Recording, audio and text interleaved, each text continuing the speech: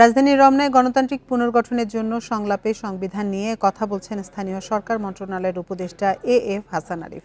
আমরা সরাসরি চলে যাচ্ছি সেখানে। প্রিয় নম্বর সেট করে বিকাশে সেন্ড মানি করুন ফ্রি।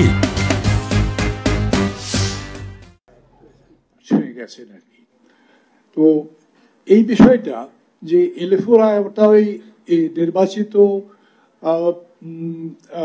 মেম্বাররা যে কনস্টিটিউয়েন্ট অ্যাসেম্বলি করে সিম্পোজিশন দিয়েছেন সেখানে কি সবকিছু প্রতিফলিত হয়েছে কি না, যদি না হয়ে থাকে তাহলে একরকম, যদি হয়ে থাকে আর একরকম, তখনই তার উত্তরটা আসবে যে আমরা এটা কি weather shall we go for a, যেটাকে বলা হয় যে সেকেন্ড রিপাবলিক, অথবা আমরা এই কনস্টিটিউশনটাকেই আবার নতুন করে মানে যতটুকু সম্ভব না, নিশ্চয়ই সম্ভব, আমরা সংশোধন করবো, খোল নাড়ছে পাল্টে দেবো, keeping the first Republic intact.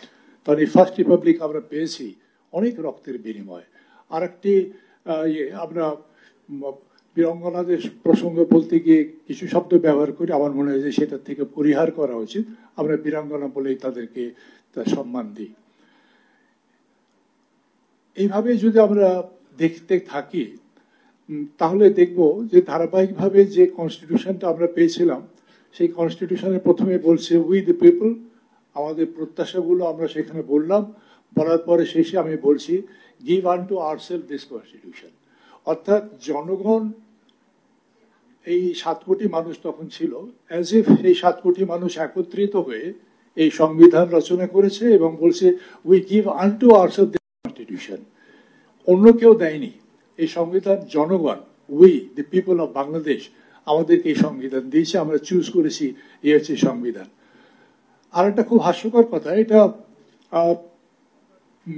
Member of পার্লামেন্টরাই বলে থাকেন যে পার্লামেন্ট সভারেন, আর কেউ বলে না, আর কেউ বলে না। তার কারণ আর্টিকেল 7 বলে দিচ্ছে যে হু ইজ সভারেন। এবং এই সংবিধানের পরে হচ্ছে নেক্সট আর্টিকেল হচ্ছে যেটাকে 8th অ্যামেন্ডমেন্টে বাংলায় বলা হয়েছে দ্য পোল স্টার, আর্টিকেল 7, যেটা ইউনিক একটা আর্টিকেল আমাদের কনস্টিটিউশনে ইনকর্পোরেটেড হয়েছে। এখানে বলা আছে যে this constitution is the solemn expression of the will of the people and all power shall be exercised on behalf of the people under this constitution which is the will of the people. অর্থাৎ এই সংবিধানটা হচ্ছে supreme, যেটাকে আমরা আইনি পরিভাষায় বলে থাকি supremacy of the constitution. সুতরাং sovereign will of the people expressed হচ্ছে এই সংবিধানের মাধ্যমে, আর্টিকেল 7 মাধ্যমে।